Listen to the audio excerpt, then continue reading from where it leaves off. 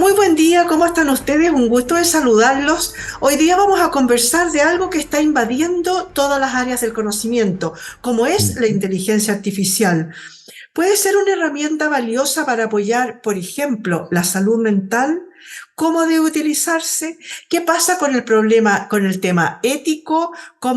¿Qué pasa con los profesionales si están conscientes de su limitación? Bueno, vamos a conversar todo esto, ojalá alcancemos, con don Jaime Silva. Él es psicólogo, ya lo vemos ahí, académico e investigador de la Facultad de Psicología de la Universidad del Desarrollo, director del Instituto de Bienestar Socioemocional. ¿Cómo estás, Jaime? Muchas gracias por recibirnos. Buen día. Eso es, buenos días Miriam, muchas gracias por invitarme a tu programa. Muy contento de estar aquí por segunda vez ya. Sí, pues ya casi cliente frecuente. Eso Oye, es. pero a ver, la combinación de la experiencia Ujú. humana con el potencial de la inteligencia artificial están Correcto. llevando avances significativos en el campo de la salud mental. Supe por ahí. Coméntanos un poquito del tema, por favor. Sí, correcto. Bueno, creo yo que toda la sociedad en su conjunto, ¿verdad? Se desafía en algún sentido en la medida que aparecen estas tecnologías que nos permiten generar procesamientos a un nivel que no existía anteriormente, ¿ya? Y este procesamiento computacional, llamémoslo así, ¿verdad? Lo que ha ido demostrando es que las capacidades, ¿no es cierto?, que estamos alcanzando hoy en día en ese nivel son tan altas que muchos de los aspectos del funcionamiento mental humano, ¿verdad?, que antes estaban como que tenían un nivel de exclusividad, ¿verdad?, como por ejemplo la creatividad o el alto razonamiento, ahora son posibles realizar a través de estas herramientas, ¿verdad? Que son herramientas que están desde, no sé, el chat GPT, ¿verdad? Hasta herramientas de la música, herramientas en el diseño, en, qué sé yo, en muchas áreas donde realmente hemos llegado a alcanzar una capacidad de desarrollar, ¿no es cierto?, productos que son de alto nivel y que tienen estos elementos que ya son difíciles de distinguir de los hechos por los seres humanos, que es como la creatividad. Y eso indudablemente también atañe y se conecta al mundo de la salud mental. ¿Por qué? Porque en el fondo, por ejemplo, por poner un ejemplo, pero pueden haber muchos más, por ejemplo, la psicoterapia, hablemos de la psicoterapia como una herramienta de intervención en salud mental, es un diálogo, ¿verdad? Entonces, pensemos, si yo soy capaz de crear un instrumento, el chat GPT, que ahora, por ejemplo, habla, ¿verdad? Entonces Y yo voy ahora, a poder perdón, tener y ahora además está en tiempo real, ¿no es cierto? en tiempo real, Pagado, por lo exacto. menos, sí. Claro, entonces yo puedo hablar con alguien, que es este chat GPT, que tiene creatividad, que tiene una capacidad de entender, que tiene un conocimiento vasto y casi infinito, no sé. Y entonces yo podría decir, bueno, esa conversación, si yo la organizo y la trabajo desde el punto de vista técnico, de tal manera de que pueda tener los elementos que hay en una psicoterapia, entonces podríamos llevar adelante una terapia a través de una inteligencia artificial. Eso podría ser una pregunta que nos pudiéramos hacer. De hecho, la terapia por bots o por estos robots, ¿cierto?, de lenguaje, ya existe, digamos. No es que tampoco estemos diciendo que es algo que va a ocurrir, ¿no? Ya existe. Hay ahí varias, no hay una, hay varias empresas que ofrecen este tipo de servicio y que uno pudiera decir, mira, dentro de cierto rango tienen buenos resultados, ¿ya? Lo cual tampoco es una mala noticia pensando en el hecho de que la salud mental es algo que mucha gente, el tema de la salud mental es algo que mucha gente requiere, ¿no es cierto?, acceder a atenciones, a un sistema que le permita mejorar sus dificultades o sus condiciones de salud mental. Por tanto, si yo descubro una herramienta que ayuda en esa dirección, en mi opinión, de entrada no es malo, ¿ya? Entiendo que hay temas éticos que podemos discutir después, pero de entrada no es algo que per se sea malo y puede ser al revés, incluso muy bueno, ¿ya? Ahora, lo que sí me gustaría puntualizar, y con esto termino esta parte como introductoria, ¿no es cierto?, es que cuando uno analiza, por ejemplo, cuáles son los aspectos que gatillan el cambio en una persona cuando está sufriendo, tiene dificultad, y que yo puedo llevar ese cambio a través de una terapia. Por supuesto, el lenguaje, las recomendaciones, los puntos de vista, pero también es muy importante que en una terapia las personas obtenemos un contexto emocional de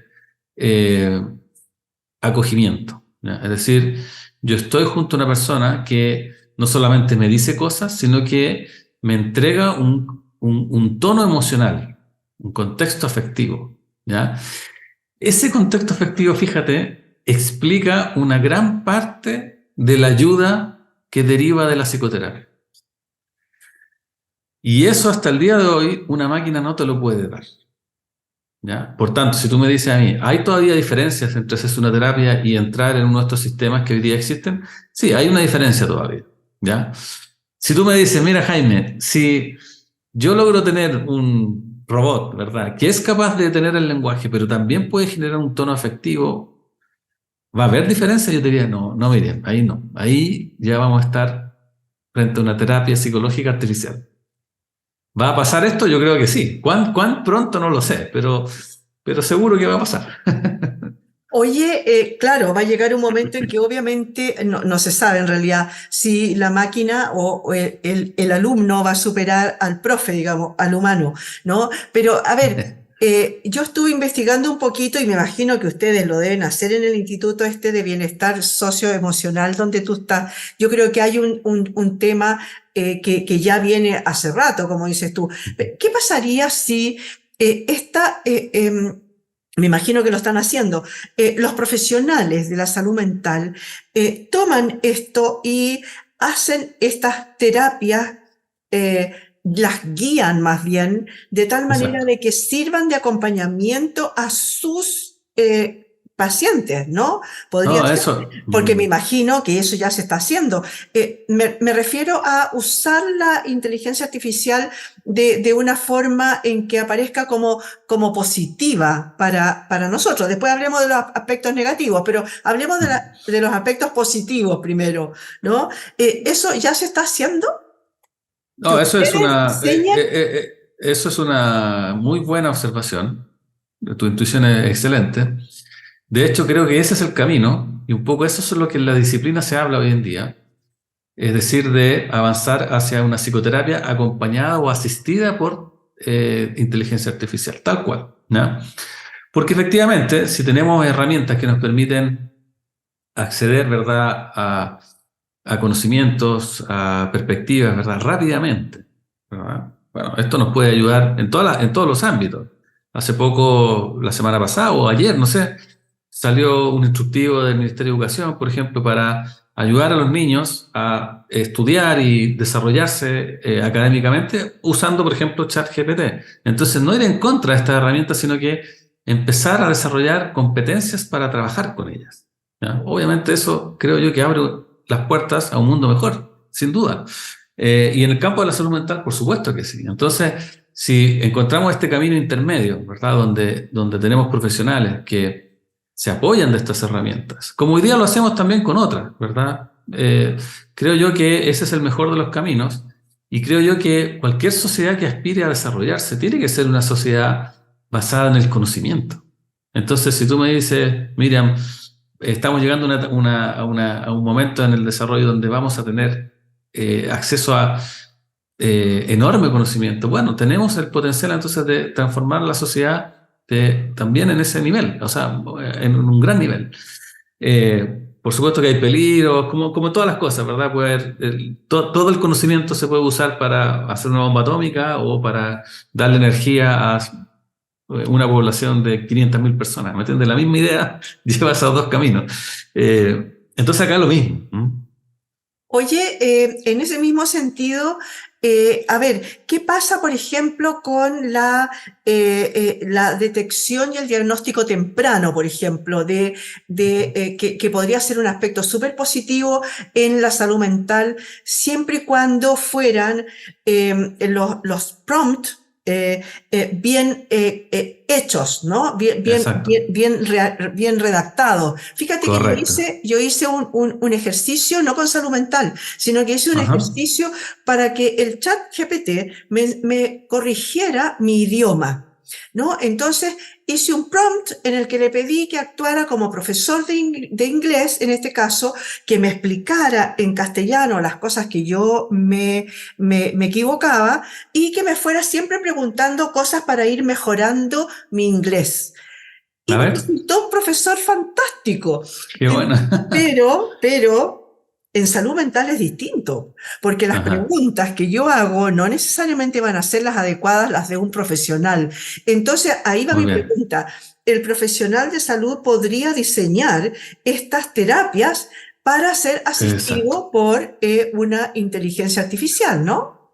Sí, o sea, tu pregunta de nuevo es muy acertada porque fíjate que el aspecto esencial de la psicoterapia tiene que ver con lograr el autoconocimiento, ¿ya? Entonces, muchas veces uno está atrapado en el sufrimiento porque hay aspectos de su propia vivencia que no entiende y por tanto no conoce bien, por así decirlo, ¿ya?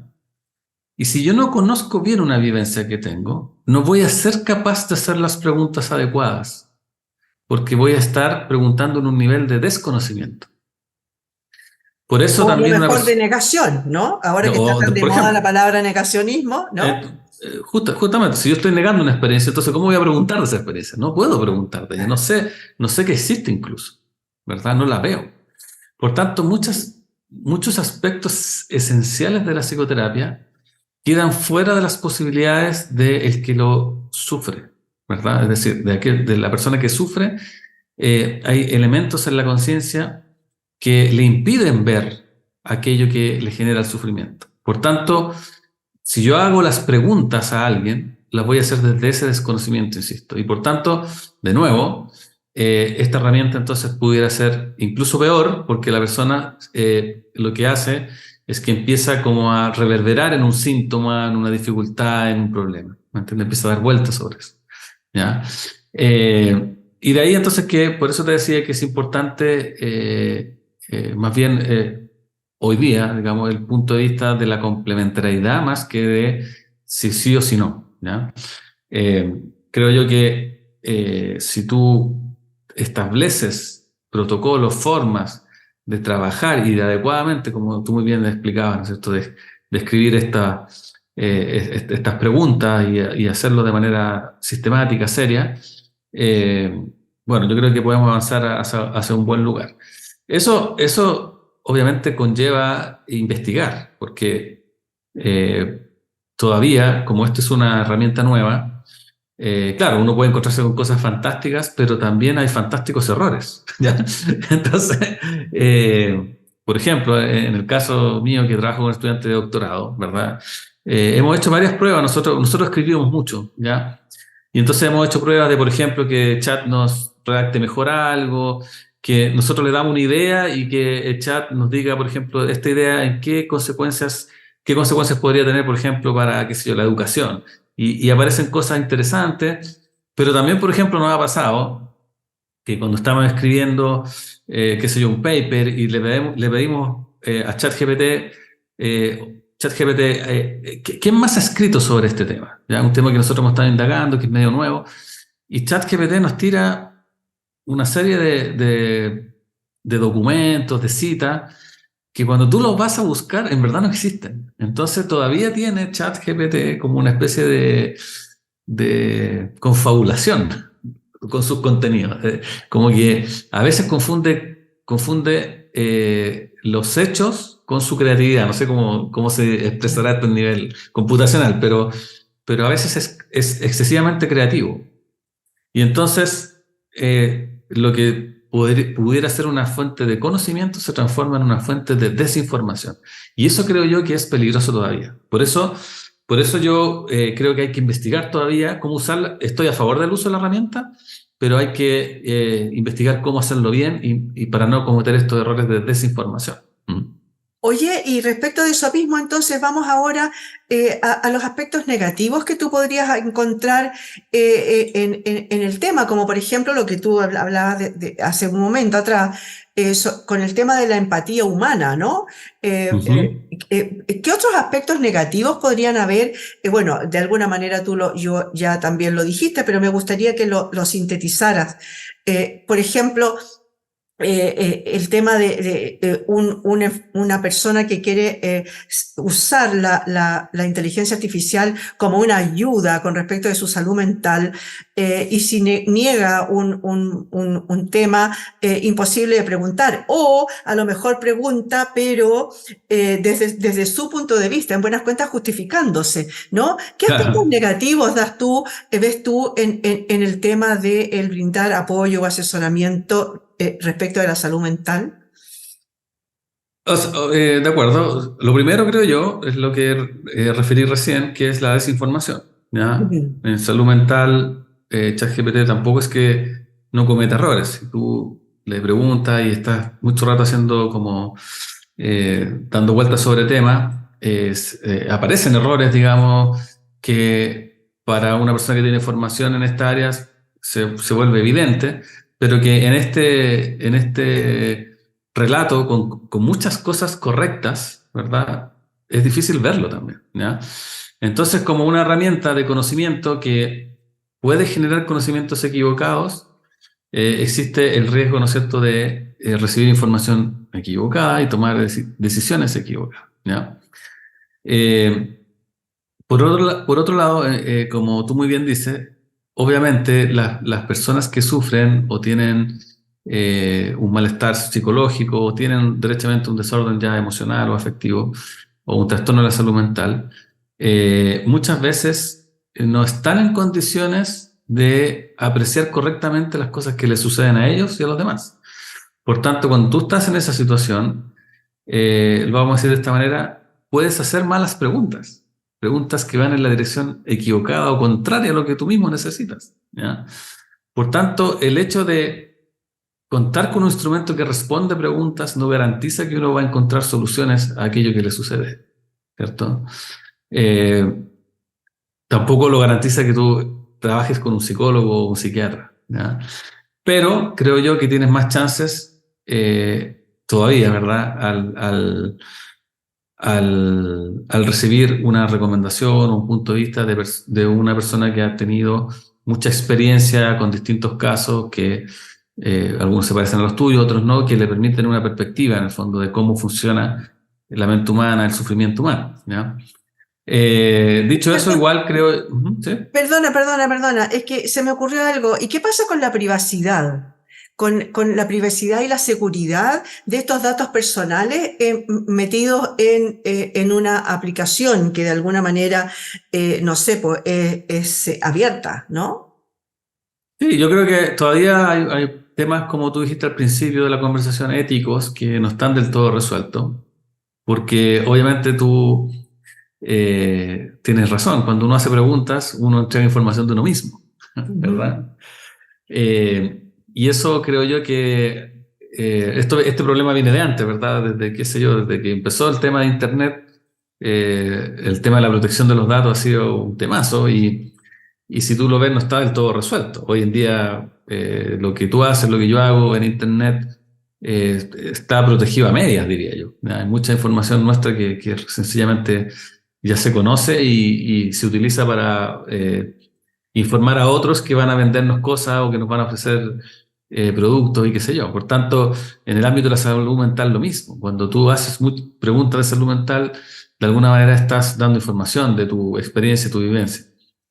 Y la verdad, yo no conozco bien los resguardos éticos de ChatGPT, porque ChatGPT te hace hacer una cuenta y en realidad es un punto crítico, yo creo yo, ahí, ¿eh? ¿Verdad? Y aparte de Porque, eso, no está regulado, no hay ninguna ley. De recién la Unión Europea está exacto, empezando a pensar que tiene que regular el tema. Acá en Chile yo creo que estamos hablando y estamos como todavía con los ojos puestos así, como aurismados, digamos, con respecto al sí, tema, pero no hemos regulado nada, ¿no? no, no, y eso por supuesto es algo que va a tener que abordarse muy seriamente en algún punto en la legislación, ¿verdad? Porque pensemos cómo esto, si esto va a seguir avanzando y va a seguir desarrollando, si va a seguir mejorando, va a llegar un momento, no sé, que tú te sientes en un computador, hables un rato y el computador te va a hacer un diagnóstico. Entonces, ese diagnóstico ¿quién lo va a saber? ¿Solo tú? ¿Me entiendes? Entonces ahí yo creo que hay como límites importantes que hay que ir estableciendo, ¿verdad? Y la legislación de todos los países debe, obviamente, abordar esto. Es un problema serio, es verdad. Sí.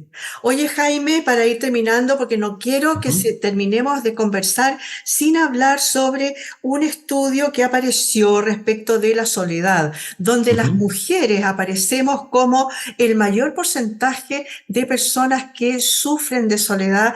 Y, a ver, cuéntame un poquito de qué se trata. Yo no sé si esto es ignorancia pura. No sé si el estudio lo hicieron ustedes sobre el No, tema no, no. en el Instituto de Bienestar. No, nosotros no hemos hecho estudios de la temática, pero ese que tú estás mencionando, me parece que es el que salió hace poquito, ¿no es cierto? Sí, Un termómetro de la salud mental, que no sé qué agencia exactamente. lo... Ujú. Sí. Exactamente, y donde dice que las mujeres somos las que más sufrimos el tema de, puede ser un reflejo todavía de un problema que dejó el encierro de la pandemia, por ejemplo. Las mujeres Eh, jóvenes, hay un montón de mujeres jóvenes que están es un gran aumento. No, sí, ya me acordé. Es un estudio publicado por el Journal of Adolescents, ¿no? Ujú. Del De acuerdo, 2020, en sí. realidad, no es tan nuevo. Decía, Mm, claro, decía 21% de los encuestados reportaban sí, niveles de soledad, ¿verdad? Sí. sí, sí. ¿Qué pasa Mira, con eso? sí, el tema de la soledad es un tema que en realidad viene hace muchos años atrás. Yo diría que al revés, vivimos en una cultura de la soledad hace muchos años, ¿ya? Ya. Y esto pasa en todas las sociedades que de alguna manera han ido cambiando como las reglas en cómo nos relacionamos, ¿ya? Las culturas tienen distintas formas de relacionarse. En las culturas hay distintas formas de relacionarse unos con otros, ¿ya? Y en las culturas donde ha existido un mayor desarrollo de la tecnología, del consumo, ¿no es cierto? De lo que pudiéramos llamar el occidente desarrollado, ¿ya? Son culturas que han hecho una gran inversión en generar la conciencia del individuo, ¿ya? Y entonces surge el individuo como alguien que elige lo que quiere, que decide, ¿verdad? Como la autonomía como un valor máximo, ¿ya?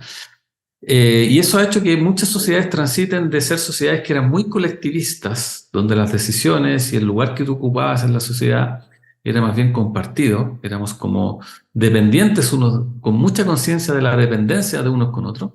Estas sociedades más bien han ido transitando a lo contrario, es decir, a sociedades donde el individuo siente que tiene que resolver sus dificultades, tiene que construir su camino siempre de manera autónoma. ¿Ya?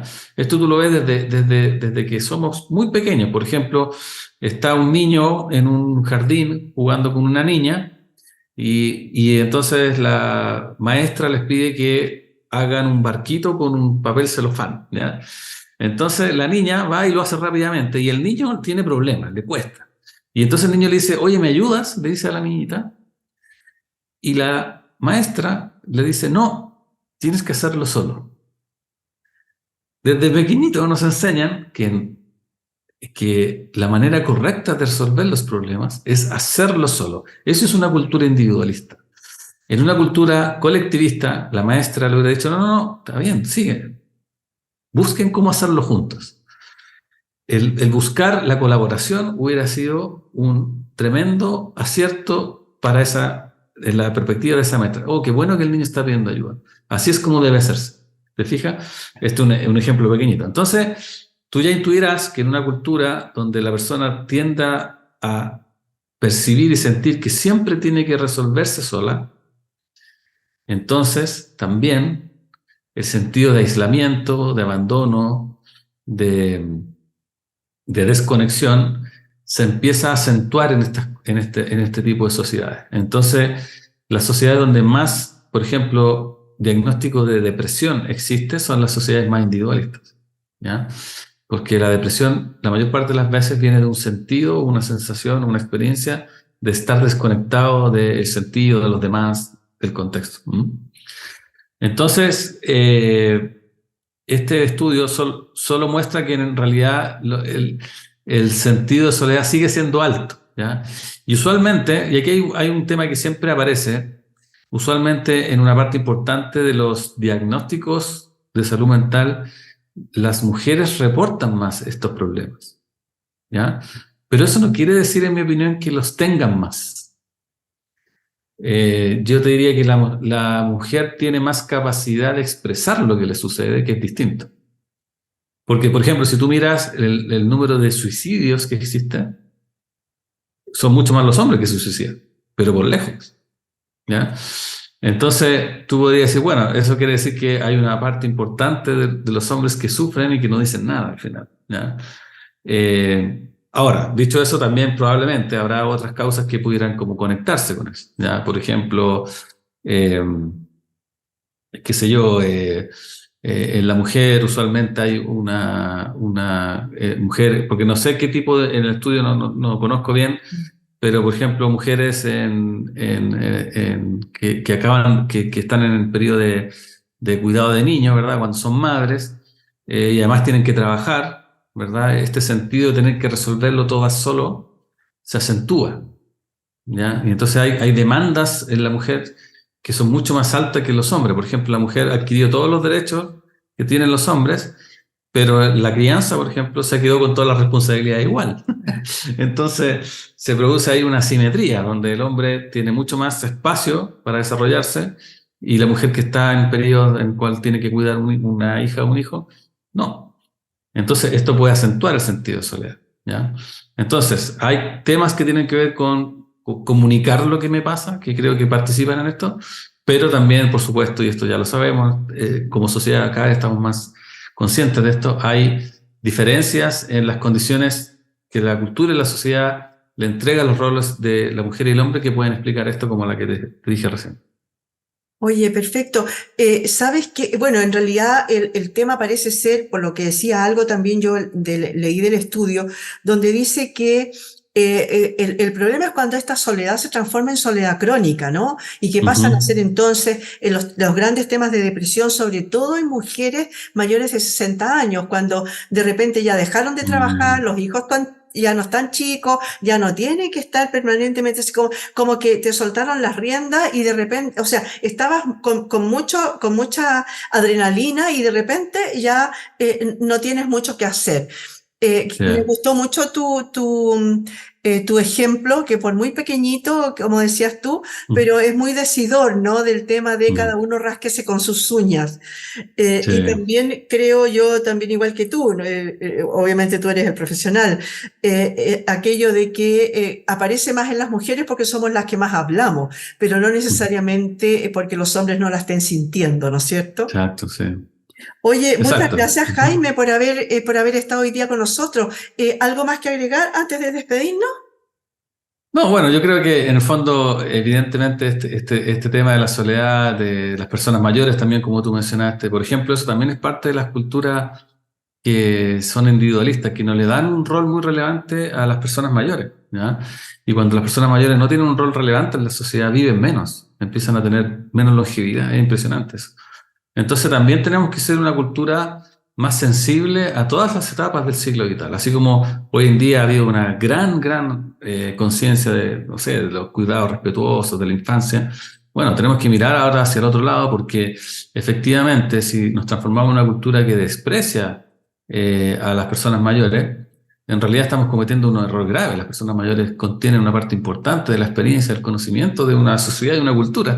Y se sabe, esto a ciencia cierta, de que países donde las personas mayores son respetadas, por un lado, e incluidas en la comunidad permanentemente, son países donde hay más longevidad y mejor calidad de vida de la población en su conjunto. Entonces, tenemos que saber mirar el ciclo vital en su dimensión completa y valorar cada una de las etapas de nuestra vida como valiosa y como una etapa importante y relevante para nuestra sociedad en su conjunto. ¿Mm?